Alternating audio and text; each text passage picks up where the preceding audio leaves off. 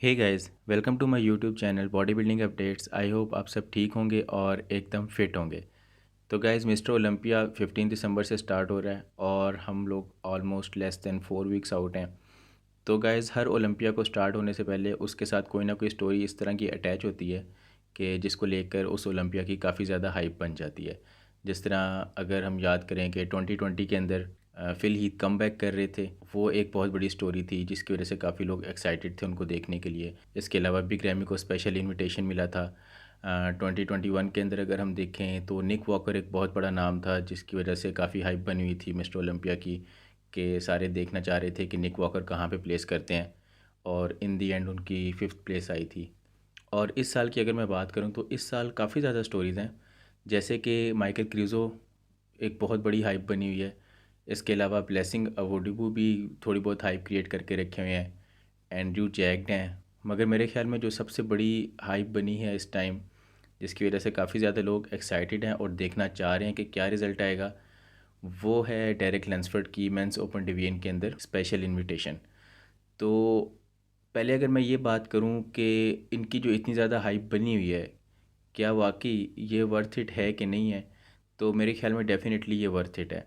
कि इनकी जितनी हाइप बनी है, सब लोग इंतज़ार करेंगे ये किस तरह की फ़िज़ीक अपनी डिस्प्ले करेंगे, तो वाकई ये हाइप करने वाली बात है। उसके बाद अगर मैं बात करूँ कि क्या ये बहुत अच्छी परफॉर्मेंस देंगे कि टॉप 10 क्रैक कर जाएं या इवन टॉप 6 में आ जाएं, तो अगर मैं बात करूं तो मुझे लगता है गाइस कि ये टॉप 6 में आ जाएंगे। अब क्यों आएंगे, क्या पॉइंट्स है, उनको मैं आगे जाके डिस्कस करता हूं। मगर उससे पहले गाइस मैं ये बता दूं कि जो बॉडी बिल्डिंग स्पोर्ट है, ये टोटली सब्जेक्टिव स्पोर्ट है। जजेस जो होते हैं उनकी नज़र में जो उनको फिज़ीक ज़्यादा अच्छी लग रही होती है वो उसको विनर करार दे देते हैं, ठीक है। हाँ, ये बात होती है कि उसकी कंडीशनिंग अच्छी होनी चाहिए और मसल मैस वगैरह होना चाहिए, मगर अगर दो फिज़ीक हैं, दोनों अपने बिल्कुल 100% पोटेंशियल पे हैं, तो उनमें से जज उसको चूज़ करेगा जो उनको पसंद है।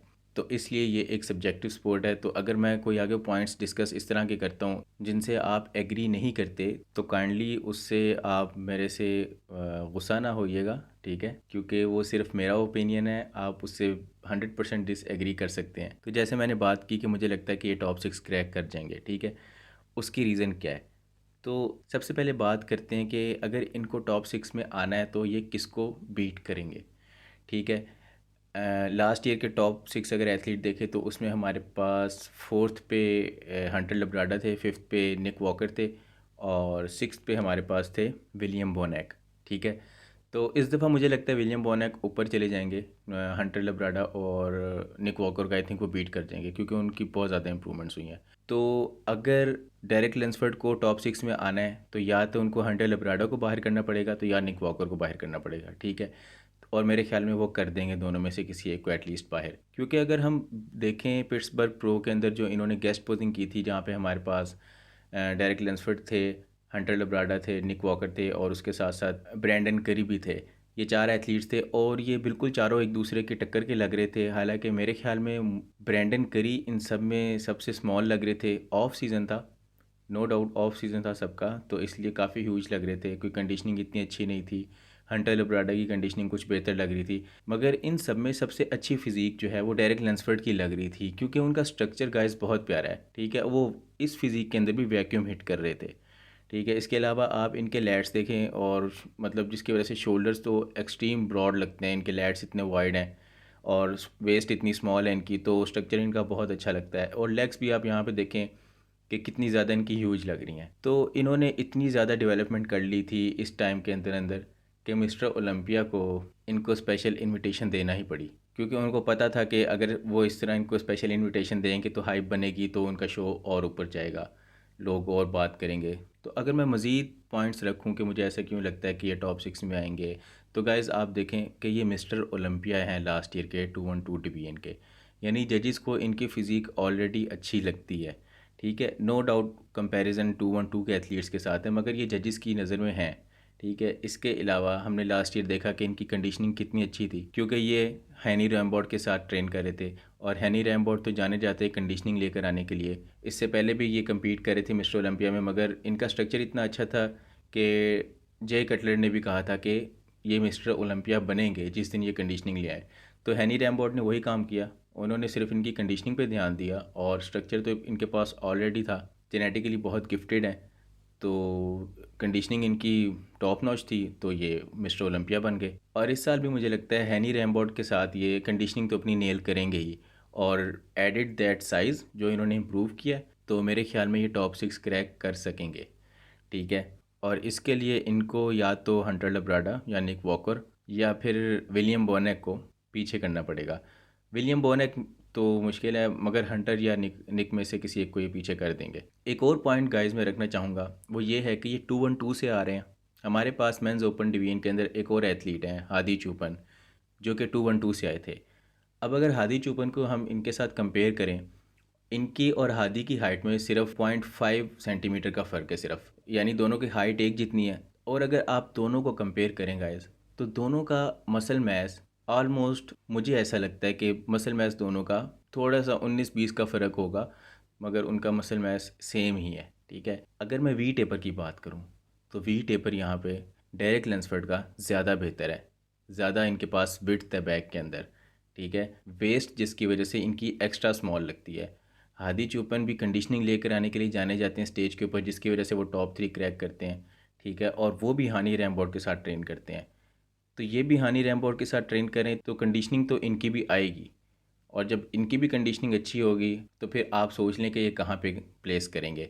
इसके अलावा अगर मैं इनकी फ़िज़ीक के अंदर कुछ प्लस पॉइंट्स की बात करूं जो कि मुझे लगते हैं, तो मेरे ख्याल में जो इनका फ्रंट डबल बाइसेप पोज़ है, वो सबसे बेहतर होने वाला है पोज़ पूरी मेंस ओपन डिवीजन लाइनअप के अंदर। अगर कोई उसको टक्कर देगा तो एक बिग रैम ही टक्कर देंगे और दूसरा ब्रेंडन करी, क्योंकि ब्रेंडन करी की फ़िज़िक काफ़ी एस्थेटिकली प्लीजिंग दिखती है, और बिग रैमी के शोल्डर्स बहुत वाइड हैं, वेस्ट स्मॉल है, और वो काफ़ी बड़े हैं, इसकी वजह से उनका वी टेपर अच्छा निकल कर आता है। और डायरेक्ट लेंसफर्ड का भी वी टेपर बहुत अच्छा है। तो ये तीन एथलीट्स हैं जिनका वी टेपर कमाल लगेगा पूरी मेंस ओपन डिवीजन लाइनअप के अंदर। और इसके अलावा अगर मैं बात करूं, तो इनके पास एक बहुत बड़ा पॉइंट है वैक्यूम वाला, कि ये वैक्यूम हिट करते हैं, और वैक्यूम हिट करना कोई आसान काम नहीं होता ओपन डिवीजन के अंदर। आप देखते हैं कि हादी चुपन वैक्यूम हिट करते हैं, कितना अच्छा हिट करते हैं, तो उनकी फ़िज़िक ज़्यादा अच्छी लगती है। तो अगर ये भी इतने साइज़ के साथ वैक्यूम हिट करेंगे तो ऑब्वियसली इनकी फ़िज़िक ज़्यादा बेहतर लगेगी। अगर गाइज़ मैं आपको डायरेक्ट लेंसफर्ड के कैरियर के बारे में बताऊं, तो इनकी एज इस टाइम सिर्फ 29 ईयर्स है। 2015 के अंदर, यानी 2015 के अंदर इन्होंने अपना पहला अमेचर शो खेला था, और उसके बाद से आज तक इन्होंने टोटल 13 शोज़ खेले हैं। ठीक है, और उन 13 में से 6 मिस्टर ओलंपिया के शोज़ हैं। तो गाइज़ आप अंदाज़ा लगा लें कि अगर किसी बंदे ने 13 शोज़ खेले हैं और उसके अंदर से हाफ शोज़ जो हैं वो सिर्फ मिस्टर ओलंपिया के हैं, तो कितना डोमिनेट करता आया होगा ये बंदा। तो गाइज़ मेरे ख्याल में इस ओलंपिया के अंदर भी ये डोमिनेट करते हुए नज़र आएंगे हमें। तो जो इनकी हाइप बनी हुई है, डेफ़िनेटली वो हाइप बनने वाली है, तभी बनी हुई है। और इसके अलावा अगर मैं बात करूं कि कोई और एथलीट जो टॉप 6 के अंदर आ सकता है, तो मेरे ख्याल में वो माइकल क्रीज़ो होंगे, मगर उसके लिए उनको अपनी कंडीशनिंग नेल करनी पड़ेगी। हमने उनको अभी तक कंडीशनिंग नेल करते हुए नहीं देखा।